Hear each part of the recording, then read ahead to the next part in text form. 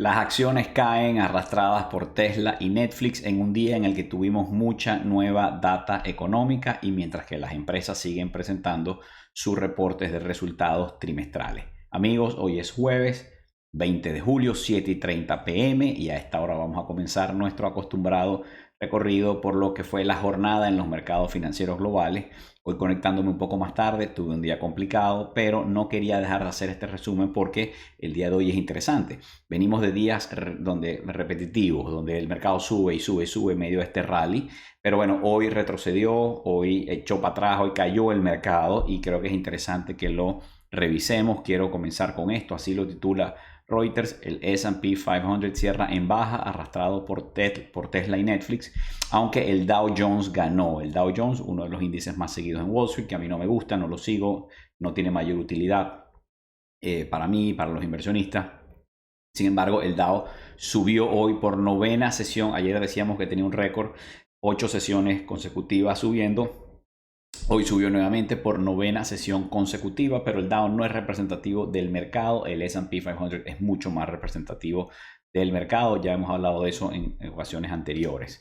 Fíjense, el economista titula: Tesla y Netflix se desploman en bolsa, primeras grietas en el buen desempeño del Nasdaq. Recordemos que el Nasdaq es el índice que más ha subido este año, impulsado por las tecnológicas y por la fiebre de la inteligencia artificial. Las acciones de ambas empresas cotizaban a la baja tras la rendición de cuentas que fue ayer. Recordemos que ayer presentaron resultados trimestrales y con ello levantan la duda sobre si el Nasdaq se aboca a una corrección.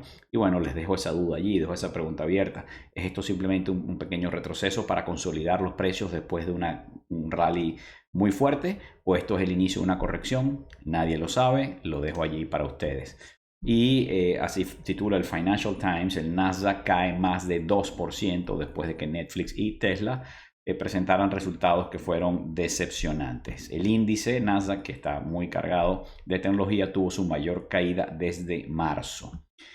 Y Bloomberg dice que las acciones tecnológicas y los bonos con debilidad cayeron después de los resultados de ganancias de ayer decepcionantes de Tesla y Netflix, a los que hicimos referencia, y después de la data de empleo, porque hoy tuvimos data de empleo, señores. Hoy tuvimos mucha data interesante, la vamos a comentar, pero antes del empleo vamos a comenzar con esta, que son las ventas de viviendas existentes en Estados Unidos, que cayeron a su mínimo de 5 meses. Fíjense, ayer hablamos de viviendas, pero ayer la data que tuvimos ayer fue la de ventas de viviendas nuevas, es decir, recién construidas que se venden por primera vez, el mercado primario de viviendas. Ayer tuvimos esa data y la data de los permisos de construcción. Hoy tenemos una data distinta, que es la venta de las viviendas ya existentes. Este es el mercado secundario. Esto no es la vivienda que se le compra al constructor, la vivienda nueva. Esto es el que compra una vivienda a alguien que ya la tiene, a su anterior dueño, que es el mercado más grande, por supuesto. Y esas viviendas cayeron a su mínimo de 5 meses. Ahí podemos ver el gráfico. Se vendieron 4.160.000 viviendas el mes pasado. Y esto es el nivel más bajo en 5 meses. Esto podría indicar una ralentización de la economía, pero en realidad aquí están pasando muchas cosas. Primero, que los compradores de viviendas tienen un problema, y es que las tasas de interés están en 5%, las de corto plazo de la Reserva Federal, y la de los mortgages, es decir, los créditos hipotecarios, están sobre 6 o 7%. Entonces, comprar una vivienda con una tasa de interés financiada al 6 o al 7% es más difícil que hace un año y medio, que la podías comprar financiada al 3% o al 4%, ¿no? Se aumenta tu costo financiero tremendamente, tus pagos mensuales quedan mucho más altos. Hay gente que no puede ya comprar una vivienda porque las tasas están muy altas. No obstante ello, sigue habiendo compradores. Sigue habiendo gente interesada en comprar vivienda, aunque las tasas de las hipotecas estén en 6 o 7%, pero hay otro problema, y es que los dueños de vivienda no quieren vender sus viviendas.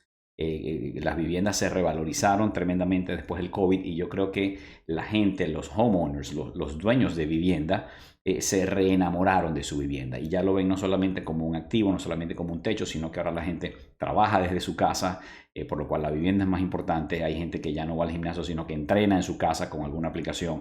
Es decir, la vivienda se ha convertido cada vez en algo más importante y además ha sido una buena inversión. Entonces hay el problema de que para los compradores, primero, están muy caras las hipotecas y segundo, los vendedores, los dueños de casas no quieren vender. Entonces el inventario de casas en venta está en niveles muy bajos y por eso se ha disparado la construcción de casas nuevas. Pero bueno, ese es tema para otro día, tema inmobiliario, se lo dejo a los corredores y a quienes conocen ese mercado.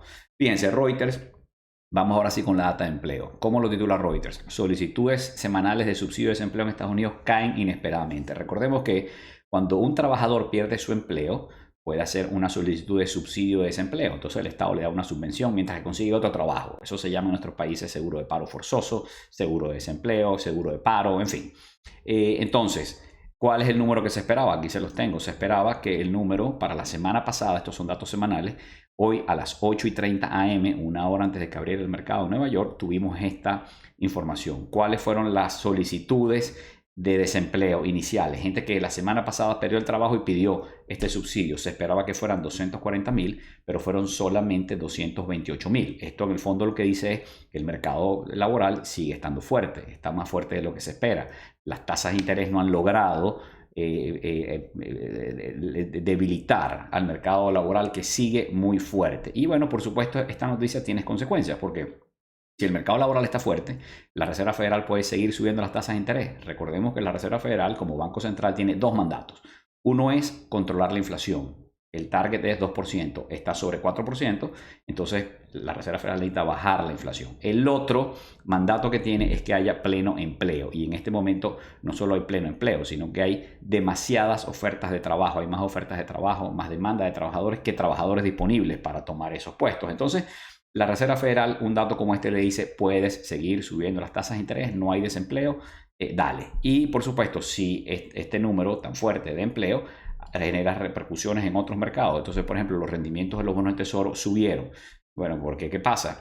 Cuando sale un dato tan fuerte, si la Reserva Federal tiene camino libre para seguir subiendo las tasas, entonces los bonos se hacen más atractivos, los inversionistas compran bonos y los bonos del tesoro, los inversionistas venden bonos. Si hay la perspectiva de que van a subir las tasas, los inversionistas venden los bonos. Recuerden que esto es contraintuitivo por la forma en que trabajan los bonos. Pero si la perspectiva es que la Reserva Federal va a seguir subiendo las tasas y la data de empleo soporta mayores subidas de tasas, entonces los bonos son menos atractivos, vendes tus bonos, bajan de precio y aumentan de rendimiento. Entonces hoy los rendimientos de los bonos del tesoro subieron tras ese dato de empleo. Y como subieron los rendimientos de los bonos del tesoro, es decir, las tasas de interés que se desprende del rendimiento de los bonos aumenta, pues eso ayuda a que el dólar se fortalezca. Recordemos que el dólar ha venido cayendo últimamente por la expectativa de que las tasas van a caer, pero cuando tú ves señales como esta donde decimos, mira, a lo mejor las tasas no caen y a lo mejor siguen subiendo, entonces eso es bueno para el dólar. Si me gustaba el dólar cuando las tasas estaban en 1%, más me gusta el 3% y más me gusta el 5%. Así es que hoy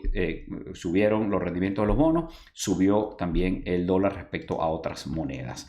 Y otra data económica que tuvimos hoy son los leading indicators, son los indicadores adelantados de lo que será el futuro desempeño de la economía de Estados Unidos, y esos indicadores están apuntando a que viene una recesión.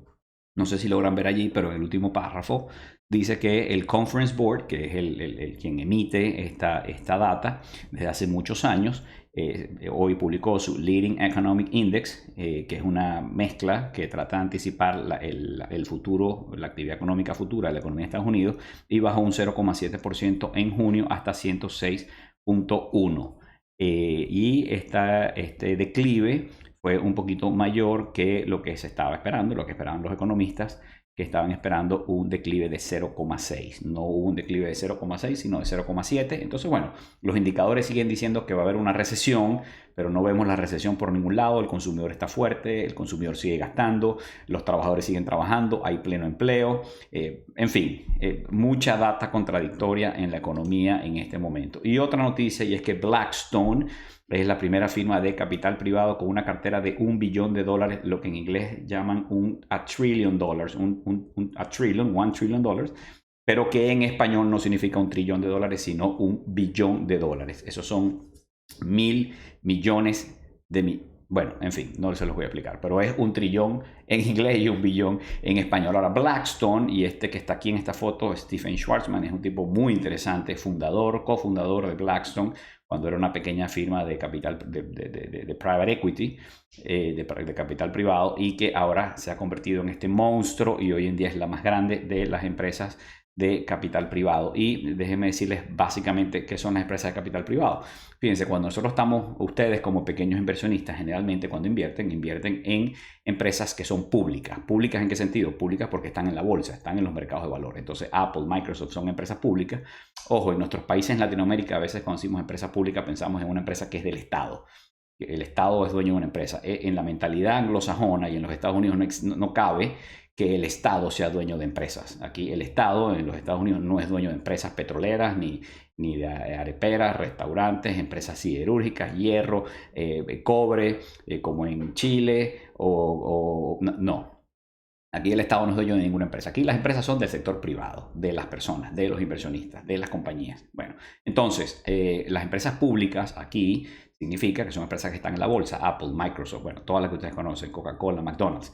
Cuando ustedes invierten en el mercado público. Y cuando ustedes compran bonos del Tesoro Americano o bonos de empresas públicas en los mercados abiertos y públicos, bonos de McDonald's, Coca-Cola, etc. Ahora, hay otro mercado, que es el mercado privado.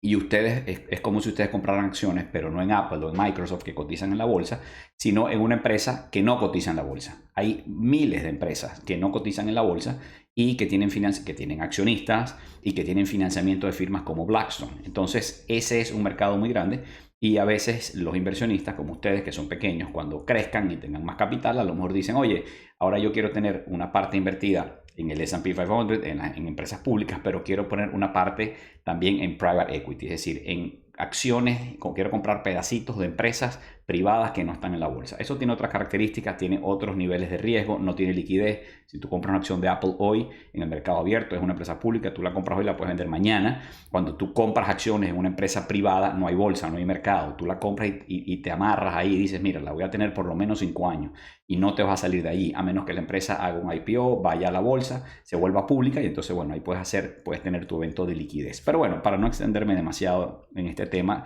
aquí está como lo titula otro medio, dice: la cartera de inversiones del gigante Blackstone supera el billón, pero la firma no está de celebración. Y bueno, ahí hace algunas consideraciones, pero quería mostrarles este gráfico de Bloomberg. Y fíjense, para tener una perspectiva del tamaño del mercado privado. Recordemos que hay un mercado público de acciones, ya se los dije, y un mercado público de deuda. Hay un mercado privado de acciones, private equity. Hay un mercado privado de deuda, que es private debt. Y hay hedge funds, y hay, bueno, todas esas cosas son lo que llamamos inversiones alternativas. De nuevo, eso no es para los pequeños inversionistas, ni se preocupen por eso, basta con lo que hay para el público, los mercados públicos. Pero en este gráfico podemos ver el tamaño del mercado público y el mercado privado. Fíjense, la primera, vamos a decir, la columna de abajo, el segmento de abajo, que es como un azul más claro, un turquesa, no sé cómo lo verán en su pantalla, pero un azul más claro, esas son las empresas públicas. Ese es el número de empresas que están en bolsa, ¿ok? Y luego el otro, que son un azul, vamos a decir, más oscuro, y que es un segmento más grande, son las empresas que no están en la bolsa. Son empresas privadas que tienen inversiones de capital privado, de estas firmas de private equity. Y al final hay una rayita mínima, que es cuáles de esas empresas tienen capital de Blackstone, que es esta firma. Y como verán, lo que Blackstone tiene es mínimo, es decir, Blackstone es un monstruo que llegó a $1 trillón, pero que todavía es un enano dentro del mercado y puede crecer mucho más. Bueno, ahora sí, lo dejo hasta aquí. Estoy pensando algún día tal vez hacer un video sobre inversiones alternativas y hablarles de private equity, private debt, hedge funds y otras inversiones alternativas. Y bueno, quiero recordarles que se suscriban a mi canal, le den like a este video antes de hacer nuestro recorrido por las bolsas. Y aquí vamos. Bueno, Asia en caída, fíjense hoy, Asia en caída, pero Europa al alza. En Asia, Tokio, Hong Kong, Shanghai y Seúl, todas cayendo, especialmente Tokio más de un 1%. Luego en Europa, Londres, Frankfurt, París, Zúrich y Madrid, todas en verde, todas subiendo, aunque sospecho que mañana las bolsas europeas y también las asiáticas tenderán un poco a la caída después de lo que ocurrió hoy en Nueva York. Y en nuestro continente tenemos a Sao Paulo y Buenos Aires en subida, mientras que el índice de precios y cotizaciones en Ciudad de México cayó un 0,33%. Y en Nueva York, bueno, el S&P 500 cayó un 0,68%. El Nasdaq cayó mucho más, de nuevo arrastrado por Tesla, por Netflix, que son componentes muy pesados, mucho más pesados en el Nasdaq que en el S&P 500. Cayó más de un 2%. El Russell 2000 cayó un 0,89%. La volatilidad subió ligeramente, está casi en 14%. El rendimiento de los bonos, como ya vimos, Subió el rendimiento de los bonos después de los datos de empleo. El empleo está fuerte, la economía está fuerte, pueden seguir subiendo las tasas. Cayeron los bonos, subieron los rendimientos. El bono a 10 años quedó en 3.85. El dólar también, como vimos en las noticias, se fortaleció un poquito, está sobre 100, ¿ok? Recordemos que llegó a 99.58 hace unos días, está sobre 100 en este momento. El oro estable por debajo de 2000, el petróleo ni se movió y el Bitcoin cayó ligeramente, está por debajo de 30. Y aquí está el mapa de calor. Bueno, fíjense, ahí está, tecnología, las 7 grandes tecnológicas en rojo. Microsoft sigue devolviendo parte de la ganancia que tuvo. Nvidia, que ha sido el gran protagonista del rally de la inteligencia artificial, un 3.3% abajo. Amazon 4% abajo. Google, Meta, bueno, Tesla, las más castigadas. Tesla cayó casi un 10%. Y Netflix, que no la estoy viendo, no veo a Netflix. No sé si ustedes la ven, pero bueno, también estuvo castigada Netflix hoy. Y lo que sí veo es que allí arriba y a la derecha, fíjense, hoy cuando ustedes ven este mapa, nos damos cuenta de que las empresas de alto crecimiento cayeron, están en rojo, mientras que las empresas del sector value y las empresas defensivas están en verde. Por ejemplo, hoy los inversionistas salieron de posiciones más riesgosas, como es el área de tecnología, que además ha subido demasiado de precio, y pusieron dinero, lo rebalancearon, lo redistribuyeron, lo mandaron a otra área del mercado, que es el área de defensiva. ¿Cuáles son las empresas defensivas? Empresas defensivas son esas que les va bien cuando la economía está mal, que están protegidas. Si viene una recesión, son empresas que no sufren o sufren menos. Por ejemplo, la farmacéutica. El que se enferma compra medicina, estemos en un boom económico o estemos en recesión. Entonces ahí vemos que las empresas farmacéuticas como Eli Lilly, Johnson & Johnson, Merck, Pfizer, Bayer, todas en verde, ¿ok? Ese sector hoy muy fuerte. Y después el sector de Consumer Defensive. Recordemos que el sector de productos para el consumidor, bienes y servicios al consumidor, se divide en 2 categorías.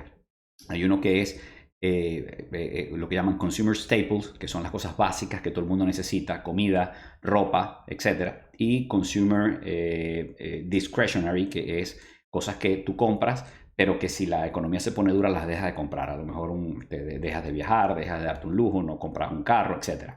Entonces, esa área de Consumer Staples, que son las cosas básicas, aquí lo llaman en el mapa de calor Consumer Defensive, y lo ven ahí arriba al lado de la sección de salud.